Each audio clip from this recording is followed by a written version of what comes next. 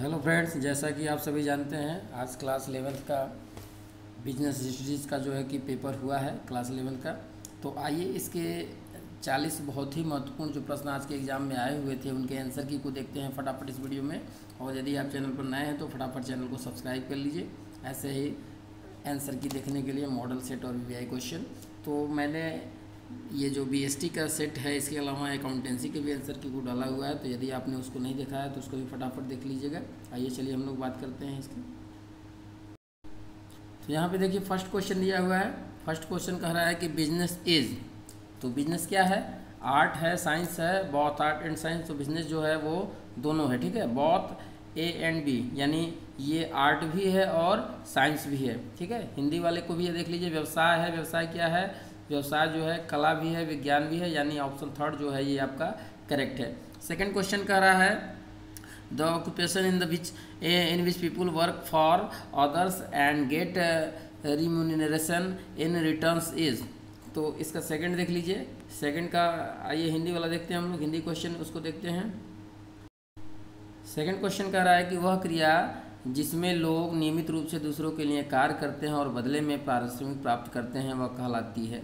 तो वो क्या होती है? वो रोजगार कहलाती है, ठीक है। आइए नेक्स्ट क्वेश्चन। क्वेश्चन नंबर 3 है in broader sense economic activities में बी डिवाइडेड इनटू। विस्तृत रूप में आर्थिक क्रियाओं को बांटा जा सकता है। तो विस्तृत रूप में जो आर्थिक क्रिया होती हैं उनको हम व्यवसाय, पेशा और रोजगार, इन तीनों श्रेणियों में हम बांट सकते हैं, ठीक है। तो जो सबसे विस्तृत रूप अगर पूछता तो उसमें आपका ऑप्शन 1 हो जाता रोजगार का, व्यवसाय का। लेकिन यहाँ पूछ रहा है कि आर्थिक क्रियाओं को बांटा जा सकता है, तो इन सभी क्रियाओं में हम लोग इसको बांट सकते हैं, ठीक है। आगे चलिए नेक्स्ट क्वेश्चन देखते हैं। क्वेश्चन नंबर 4 है इंडस्ट्री इज अ पार्ट। तो इंडस्ट्री किसका पार्ट है? उद्योग अंग है। तो उद्योग जो है वो व्यवसाय का अंग है, ठीक है, व्यवसाय का, of business.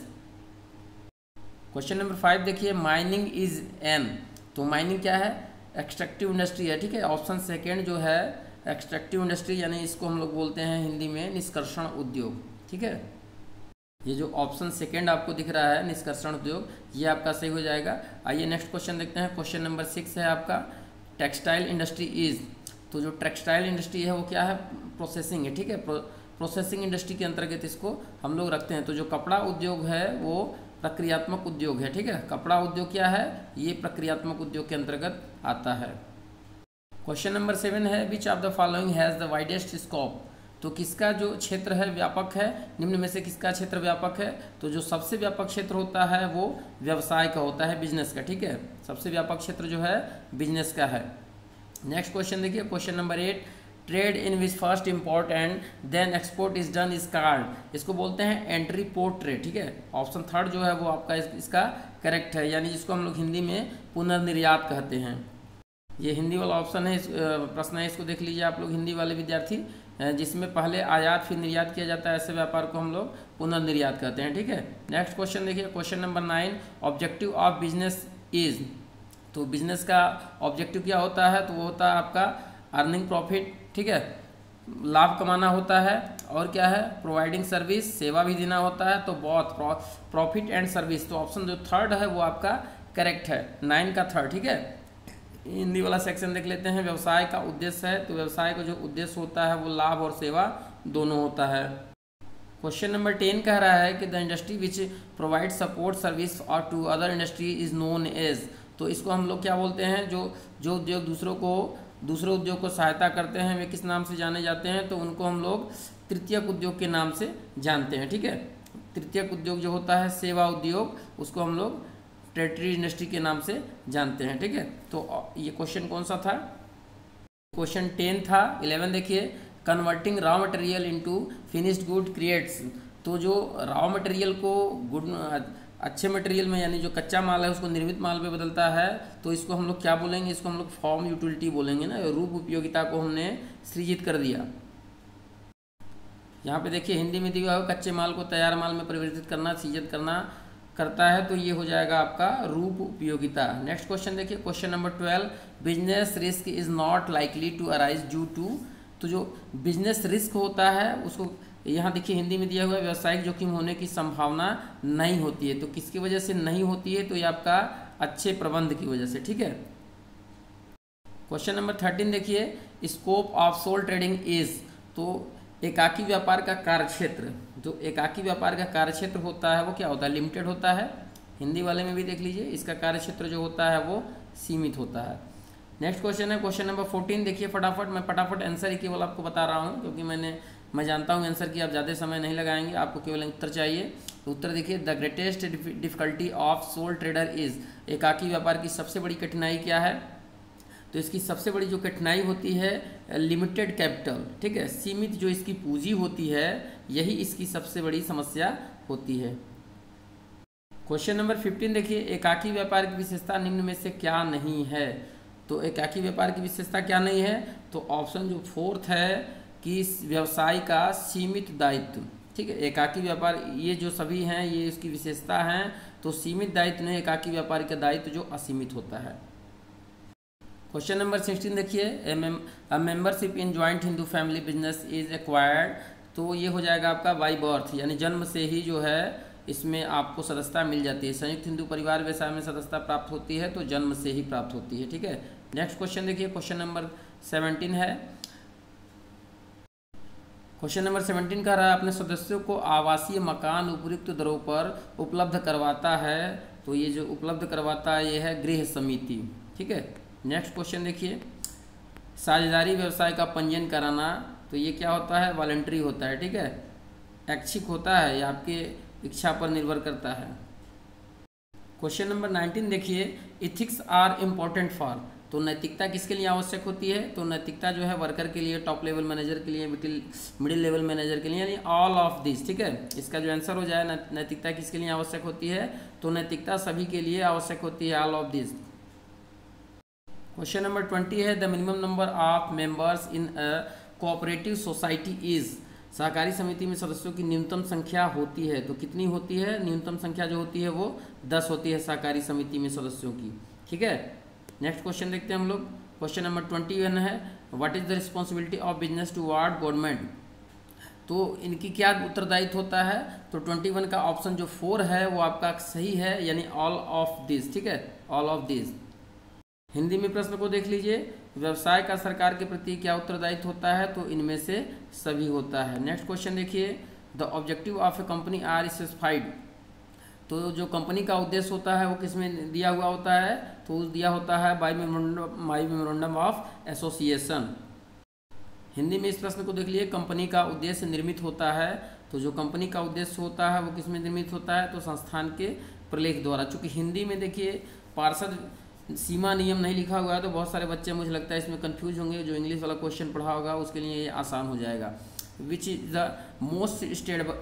The most stable form of business organisation, तो हो जाएगा ये आपका जॉइंट स्टॉक कंपनी, ठीक है, ऑप्शन 3 जो है वो करेक्ट है। हिंदी में देख लीजिए, व्यवसायिक संगठन का कौन सा प्रारूप सबसे अधिक स्थायी है, तो ये आपका क्या है, संयुक्त पूंजी वाली कंपनी।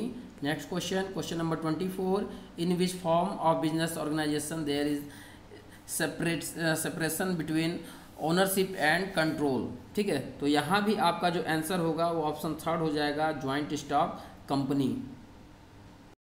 हिंदी के इसके प्रश्न को देख लीजिए, व्यवसायिक संगठन के किस स्वरूप में स्वामित्व और नियंत्रण के बीच अलगाव पाया जाता है, तो इसका भी आंसर होगा संयुक्त पूंजी वाली कंपनी, ठीक है। नेक्स्ट क्वेश्चन देखिए, question number 25, primary objective of stabilising in a public enterprises is, तो इनका जो प्राइमरी ऑब्जेक्टिव होता है, प्राथमिक उद्देश्य जो होता है, प्रोवाइड सर्विस, यानी सेवा उपलब्ध कराना, ठीक है, सेवा उपलब्ध कराना इनका जो है प्राथमिक उत्तरदायित्व होता है। नेक्स्ट क्वेश्चन है, सार्वजनिक उपक्रम की स्थापना का मूलभूत उद्देश्य क्या है, तो इनका जो मूलभूत उद्देश्य होता है अभी मैंने इंग्लिश में बताया ही, सेवा करना, ठीक है। नेक्स्ट क्वेश्चन देखिए, question number 26, for Indian economy public enterprises are, तो भारत की अर्थव्यवस्था के लिए सरकारी उपक्रम क्या है, तो ये आवश्यक है, ठीक है, आवश्यक है, निशेषरी है। Question number 27, the maximum number of members in a public limited company is, तो जो एक सार्वजनिक कंपनी के सदस्यों की अधिकतम संख्या होती है तो वो कितनी होती है, अनलिमिटेड, यानी असीमित होती है, ठीक है, असीमित होती है सार्वजनिक कंपनी में जो है कि सदस्यों की मैक्सिमम संख्या जो होती है। 28 देखिए, which of the following is not an axillary activity of trade, निम्न में से कौन व्यापार की सहायक क्रिया नहीं है, तो व्यापार की सहायक क्रिया कौन सी नहीं है, तो माइनिंग है, यानी खनन जो है व्यापार की सहायक क्रिया नहीं है, बाकी जो 3 ऑप्शन है वो सहायक क्रिया के अंतर्गत आते हैं। क्वेश्चन नंबर 29 है, a private company is one in which, ठीक है, एक निजी कंपनी वह है जिसमें क्या है, अंशों के हस्तांतरण पर प्रतिबंध है, ठीक है। ऑप्शन 1 जो है वो करेक्ट है, अंशों के हस्तांतरण पर प्रतिबंध। क्वेश्चन नंबर 30 है, the life insurance corporation is an example of, तो जो लाइफ इंश्योरेंस कंपनी है, जीवन बीमा निगम, उदाहरण है किसका, तो ये सरकारी कंपनी का एक उदाहरण है, ठीक है। किसका उदाहरण है, सरकारी कंपनी का, ठीक है। 31 देखिए, sole trading is the best when, sole trading company कब ये अच्छा है, जब इसकी कैपिटल लिटिल रिक्वायर्ड, ठीक है। ऑप्शन 1 जो है लिटिल कैपिटल इज रिक्वायर्ड, यानी कम पूंजी की जब आवश्यकता हो तो वहाँ पर एकाकी व्यापार बहुत ही महत्वपूर्ण है। क्वेश्चन नंबर है नेक्स्ट क्वेश्चन, कंपनी जिसका व्यवसाय एक देश से अधिक देश में फैला हो कहलाती है, तो ऐसी कंपनी को हम लोग बहुराष्ट्रीय कंपनी कहते हैं, ठीक है, मल्टीनेशनल कंपनी उसको बोलते हैं। 33 है, centralise control in MNCs is exercise by, ठीक है, तो ये क्या हो जाएगा आपका हेडक्वार्टर्स, ठीक है, यानी बहुराष्ट्रीय कंपनी में केंद्रीकृत नियंत्रण किसके द्वारा किया जाता है, तो आपका हो जाएगा हेडक्वार्टर्स यानी मुख्यालय। नेक्स्ट क्वेश्चन देखिए, क्वेश्चन नंबर 34 है, emergence of e commerce was in, तो ई कॉमर्स का प्रादुर्भाव कब हुआ था, तो इसका जो प्रादुर्भाव हुआ था वो 1960 में, 1960 के दशक में हुआ था। नेक्स्ट क्वेश्चन है, ई कॉमर्स मीन्स क्या है, तो ई कॉमर्स मीन्स का मतलब होता है इलेक्ट्रॉनिक कॉमर्स, ठीक है, E for electronic commerce. Question number 36 है, उद्यमी का सामाजिक उत्तरदायित्व है, तो उद्यमी का जो सामाजिक उत्तरदायित्व होता है वो किसके प्रति होता है, तो सरकार के प्रति होता है, ठीक है, ग्राहकों के प्रति, समाज के प्रति, यानी इन सब के प्रति उसका सामाजिक उत्तरदायित्व होता है। नेक्स्ट क्वेश्चन है, in e business payment is done mostly through, तो जो ई बिजनेस होता है उसमें जो पेमेंट होता है वो किसके थ्रू होता है, तो ई कैश, ठीक है, इलेक्ट्रॉनिक कैश के थ्रू ही ज़्यादातर लेन देन होते हैं। क्वेश्चन नंबर देख लीजिए, ई व्यवसाय में भुगतान मुख्यतः द्वारा होता है, वही क्वेश्चन है जिसका हिंदी है, तो इसको मैंने भी बताया थी आपको, ई कैश के द्वारा। क्वेश्चन नंबर 38 देखिए, the spirit of social responsibilities increases, तो ये किसके द्वारा, तो ये हो जाएगा ऑल ऑफ दिस, ठीक है, ऑल ऑफ दिस। हिंदी में देख लीजिए इसको, सामाजिक उत्तरदायित्व की भावना वृद्धि करती है, तो किसकी वृद्धि करती है, बिक्री, बाजार का क्षेत्र, संस्था का प्रतिष्ठा, यानी ये सभी इनमें से सभी। आइए नेक्स्ट क्वेश्चन देखिए, carbon monoxide emitted by automobiles directly increases, तो इसका हो जाएगा सीधा एयर पॉल्यूशन, ठीक है। हिंदी में देख लीजिए, ऑटोमोबाइल्स द्वारा कार्बन मोनोऑक्साइड का छोड़ना प्रत्यक्ष रूप में वृद्धि करता है, किस में वृद्धि करता है, तो ये हो जाएगा आपका वायु प्रदूषण। लास्ट क्वेश्चन है, which of the following is not an economic activity, तो लास्ट क्वेश्चन देखने से पहले मेरा आपसे रिक्वेस्ट है कि यदि अभी आपने चैनल को सब्सक्राइब नहीं किया तो फटाफट चैनल को सब्सक्राइब कर लीजिए और वीडियो को अपने मित्रों में जरूर शेयर कर दीजिए और वीडियो को ज़्यादा से ज़्यादा लाइक करने का प्रयास कीजिए। हिंदी में देखिए, निम्न में से कौन एक आर्थिक क्रिया नहीं है, तो बहुत ही आसान प्रश्न है, अगर आप कॉमर्स पढ़े होंगे तो जरूर इसका उत्तर बता लेंगे, ठीक है। तो कौन सा एक आर्थिक क्रिया नहीं है, तो ये हो जाएगा आपका समाज सेवा, ठीक है। वीडियो देखने के लिए आप सभी का बहुत बहुत धन्यवाद। अभी जो है कि अकाउंटेंसी का भी मैंने मॉडल सेट नहीं आंसर की डाला हुआ है, तो आप उससे भी फटाफट जरूर देख लीजिए और कमेंट करके जरूर बताएं कि आपने कितना कुल सही किया है।